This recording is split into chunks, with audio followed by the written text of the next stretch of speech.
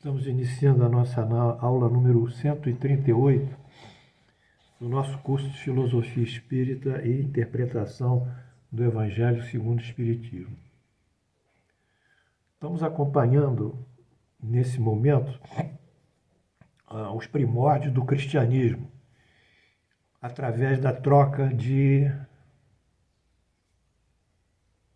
ideias, através de discursos, através de posições que são colocadas na Casa do Caminho, em que Estevão, representando a emergência desse cristianismo que crescerá, e de um outro lado, Paulo, ou Saulo, melhor dizendo, representando o conservadorismo mosaico, no sentido da rigidez das suas leis, mas as leis mais humanas do que divinas.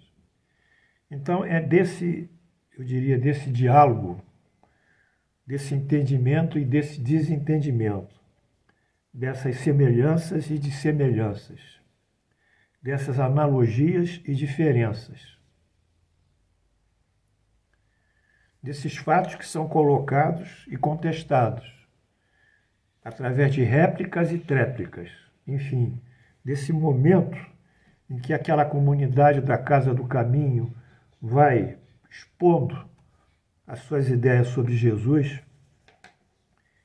em conflito com as ideias de Saulo, é que o Espiritismo vai se formando. É que o cristianismo vai se formando.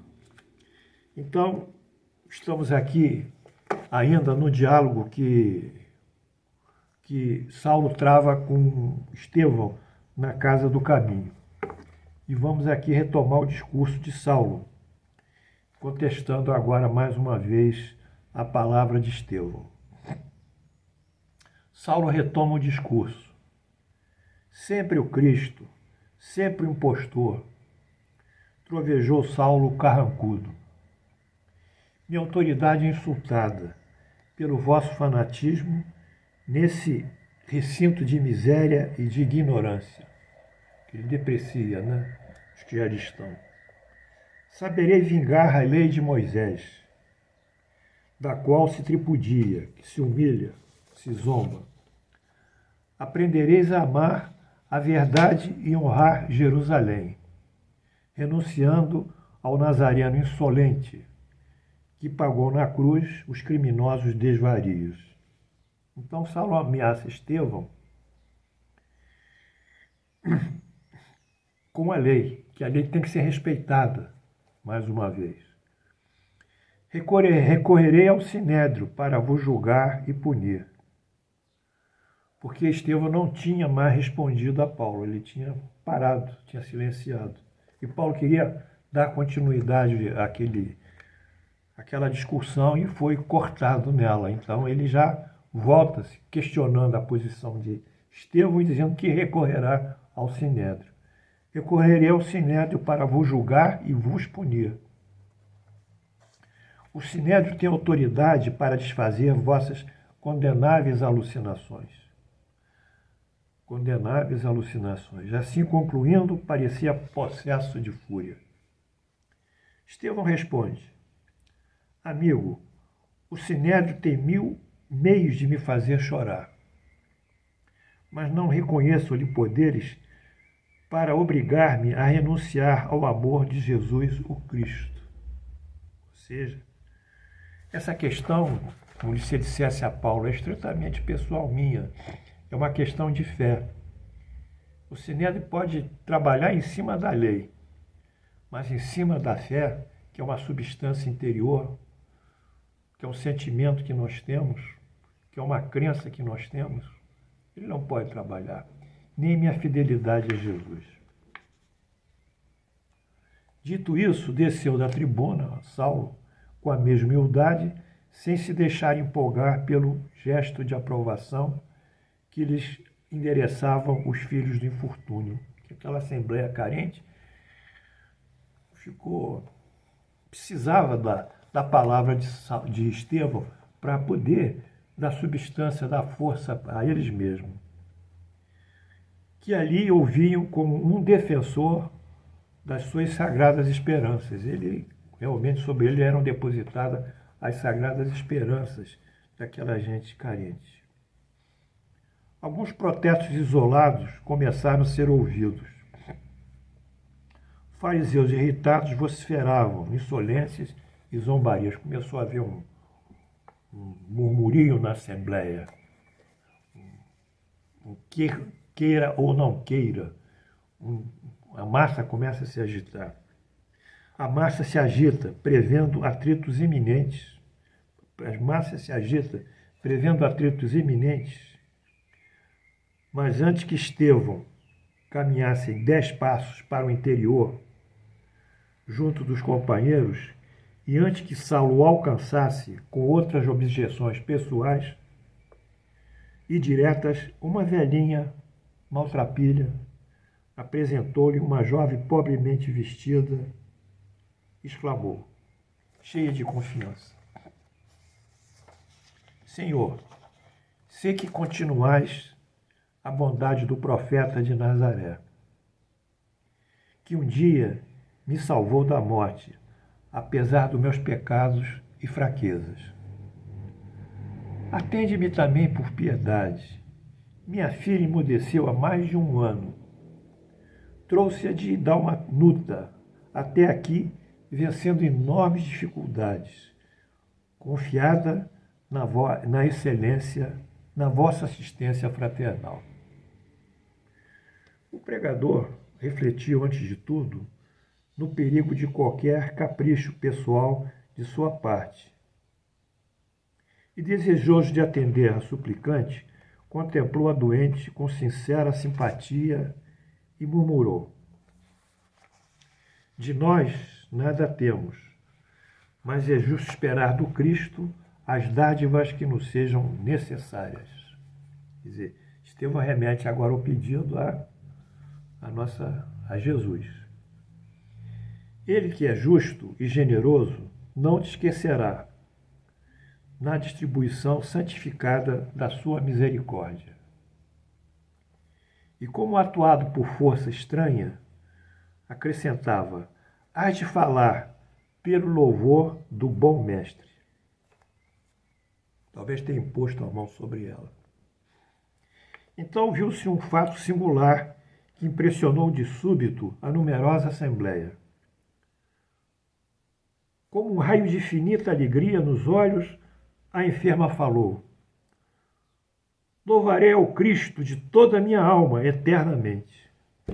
Ou seja, ali foi dado o sinal da cura, que reforçaria a fé e a esperança, porque entre os judeus era conhecimento comum que o Messias daria sinais. Por isso que os fariseus iam perguntando a Jesus pelos sinais, que são esses fenômenos de efeito físico e de efeito inteligente, mais físicos.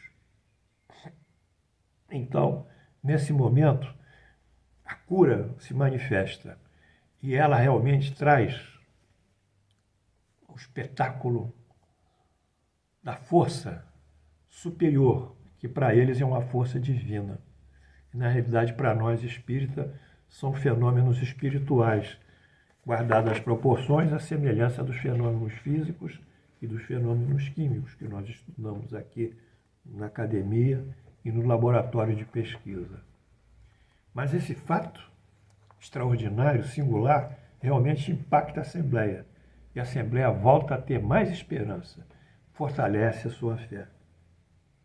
A Buda falou.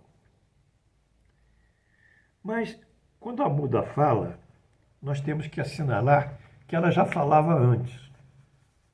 Ou seja, 1 ano atrás, ela já falava. Como a mãe relata aqui, ela ficou muda há 1 ano atrás só. Então, para nós também espíritas, nós acreditamos ser factível ser um caso de obsessão.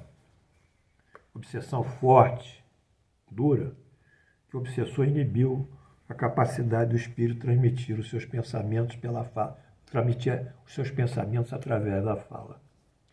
Então, nesse caso, se fosse um fenômeno, uma lesão grave nas cordas vocais, que impedisse ela de falar, ou se fosse uma lesão na zona cortical do cérebro, que é a zona da fala, que se comunica aqui para poder produzir a fala, se houvesse uma lesão então, localizada na expressão da voz ou na cognição, na integração da voz no cérebro e a emissão das palavras, provavelmente isso não seria curável, porque seria muito difícil refazer essas cordas vocais. Mas, sendo um caso de obsessão, tudo se torna factível e explicável através do espiritismo experimental. Ela e a genitora, tomada de forte comoção, caíram ali mesmo de joelho e beijaram-lhe as mãos. Estevão, entretanto, tinha os olhos mareados de pranto, profundamente sensibilizado. Era o primeiro a comover-se e admirar a proteção recebida, e não tinha outro meio que não das lágrimas, sinceras, para traduzir a intensidade do seu reconhecimento. Esse fenômeno em que Estevão se sente um privilegiado, e ele se sentiu, é uma coisa tão individual, tão própria dos médiuns, às vezes, das pessoas que fazem a caridade, porque quando você pratica uma boa ação, essa boa ação reverte objetivamente numa alegria para o próximo, para o beneficiado. Essa boa ação tem o condão de alegrá-lo, trazer como disse, um raio de esperança nos olhos do beneficiado que estavam obscurecidos pelo ceticismo ou a depressão ou a tristeza. Quando isso acontece, meus irmãos, o indivíduo que faz isso, sendo médio ativo ou não, ele sente uma repercussão íntima no seu espírito. E intimamente, se for humilde, ele reconhece ele ser apenas um canal, um instrumento, um meio de ação dessas forças sublimemente espirituais. E esse auto-reconhecimento, ou esse reconhecimento sutil que a plateia ou a assistência não consegue perceber, ele traz para si próprio como um tesouro oculto que lhe foi oferecido. Por isso, a grande satisfação da caridade é você saber que você ajudou aquele. Mas isso é uma coisa muito íntima e individual. E só pode ter repercussão efetiva em seu espírito, se for calcada no total desinteresse. Por isso, nós procuramos sempre, dentro da doutrina, junto com outros irmãos de crença, de filosofia, trazer os melhores conhecimentos a todos, sem nenhum laivo ou sem nenhuma nuance de personalismo. Nossos cursos são gratuitos, nós não fazemos nada. Se fazemos um livro, escrevemos, os direitos todos são doados para uma instituição. O pagamento que nós queremos, é isso que a doutrina ensina, é o pagamento do céu. É a contabilidade divina que nos faz trazer um saldo positivo às nossas contas de boas ações e boas obras. Por isso eu quero que vocês vão se afinando comigo, entendendo aí que há uma multidão de falsos profetas aí na rede social, fazendo preleções, iludindo vocês e fazendo vocês perderem os seus tempos, sem entrarem efetivamente no cerne da questão, da doutrina do Cristo, sobretudo, que é a prática da caridade e do amor. Então, nesse momento, Estevão realizou esse princípio. Os fariseus que se aproximavam no intuito de comprometer a paz do recinto humilde, recuaram estupefatos. Eles sentiram que houve uma mudança. Eles não queriam agitar o recinto, não conseguiram mais. Os pobres e os aflitos, como se houvessem recebido um reforço do céu para o êxito da sua crença pura, encheram a sala de exclamações, de sublime esperança. Portanto, a comoção tomou a assembleia. A cura, como nós dissemos, né, nesse momento, age a um só tempo, como esperança e reforço da fé. Saulo observava a cena sem poder dissimular a própria ira. Se possível, desejaria esfrangalhar Estevão, reduzir a frangalhos, a farrapos. Porém, ele se controla, raciocina, reflete. No entanto, apesar do temperamento impulsivo, chega à conclusão de que um ato agressivo levaria os amigos presentes a um conflito de sérias proporções com aquela gente. Procurou coordenar melhor os seus raciocínios entre aquelas situações surpreendentes e inusitadas. Teria ali ao seu favor, pensou. Poderia contar com Sinédrio. Os sacerdotes mais eminentes eram amigos, devotados. Ele tinha gente no Sinédrio. Lutaria com Estevão até dobrar-lhe a resistência moral. Se não conseguisse submetê-lo, odiá-lo-ia para sempre. Na satisfação dos seus caprichos, saberia remover todos os obstáculos.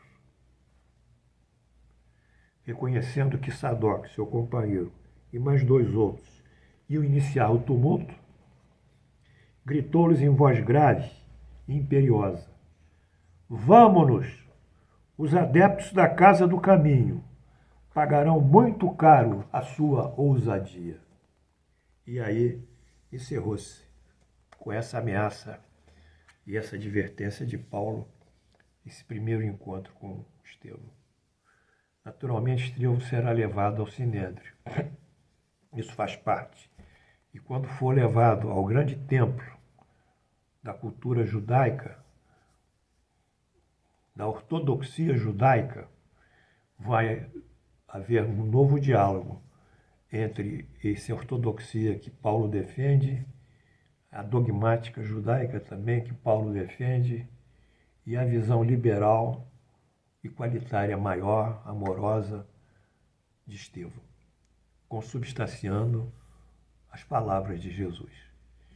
Então, nós terminamos aqui a nossa aula 139. Nós voltaremos continuando esse trabalho, que é um trabalho para mim e para vocês muito importante, para que vocês vão assimilando gradualmente a formação do pensamento cristão. Que Deus nos abençoe, que Jesus esteja com vocês. Muita paz no Senhor. Amém.